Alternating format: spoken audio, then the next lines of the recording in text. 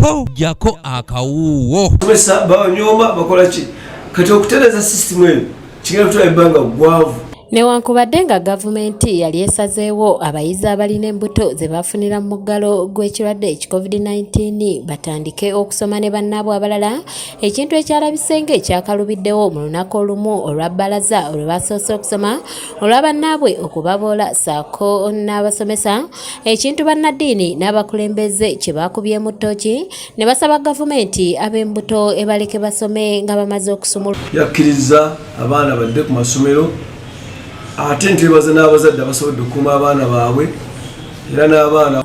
Olwaleero abazadde abali wano amala kubuuza olina omwana w'olubuto agenda okusoma, bw'omuddamu nti amanyi omwana ajja kuwonoona omwana we. So my advice is bano abaana abali embuto tebagezaako okulinnya mu masomero nga bwe kibadde, waakiri kadde wakazaale amala okuzaala abeere mu bbanga lye alyoka ajje. Wano ekibiina ekitaba abayimaamu mu Kampala District Council for Imam Development Forum nakyo wekiviiriddeyo ne kisaba gavumenti ereka abayizi abaafuna embuto mu muggalo bave ku masomero baddeyo eka wabula ebalimala okusumulukuka olwo nno baddeyo bakakalabya emisomo gyabwe. Ono afunye olubuto okudda ewaka tumukubiriza nti akimanye nti yalina okusoma. Sheikh Kasauli Saidi ngono ye ssentebe wa Kampala District Council for Imam Development Forum awadde gavumenti amagezi mu ngeri y'okugiwabula nti abayizi abalina embuto ebaleke bagumiikirize bamale okusumulukuka olwo nno baliddayo ne basoma oluvannyuma.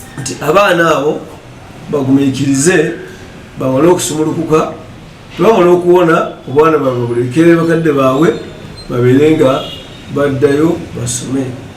Ne betakola ekyo kiyinza okutaataaganya abaana abasoma ne babeera nga bafuna ekyokulabirako ekitali kirungi, nabo ne babeera nga bakoppa ekyo kye balabye. Ono agamba nti omwana okudda ewaka n'amala okuzaala kijja kutaakiriza akabi akanene akandituuseewo ng'ate ali ku ssomero ne baana banne.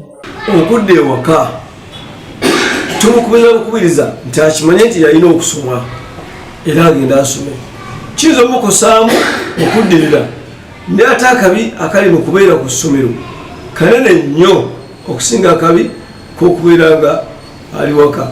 Ng'era bwe tugamba gavumenti nti abaana bano okusoma obutasoma ne bayitibwako ebbanga lino eddene, ako kabenje kanene nnyo n'okusinga obulwadde bwa coronavirus. Kansala Kayigo Moses okuva Mengo naye asabye abazadde obutakemebwa bagumiikirize bajjanjaba abaana baabwe bababudebude basooke bazaale wabula oluvannyuma ate babazeeyo mu masomero baddeyo bakwate bulungi emisomo gyabwe. Abaana naddala abo balina embuto nze mbadde nsaba abazadde bannange twalibaye tugumiikiriza abaana baffe bamala okuzaala kubanga omuntu bw'afuna olubuto bwaba naddala yalufuna nga bamubuzaabuza omwana bamukaka omu bamukwata abeera n'entondo ate ng'abaana ne babeera mu masomero babeera babayeeyereza kugamba naye tasobola kusoma bulungi wadde okweyagala. Bano obutafiirwa misomo gyabwe ebyo ebisomesebwa bannaabwe ku ssomero basabye nabo babibasanze waka babe nga batambulira wamu ne bannaabwe. Basobola okubatuusaako bannaabwe be basomye ne babatuusaako notisi ezo sobola ozikola ki nga leero bw'olaba nti bakikole nga bw'olaba abalwadde ba siriimu bwe baali mu covid waliwo bannaabwe abeewangayo ne babatuusaako eddagala waka.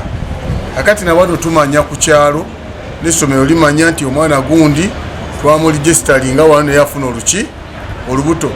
Stephen Tumusiime yakusakidde eggulire lino ku lwa ABS Television. Kulanga abaana abo basobola okusoma obulungi ennyo era nga basobola okugasa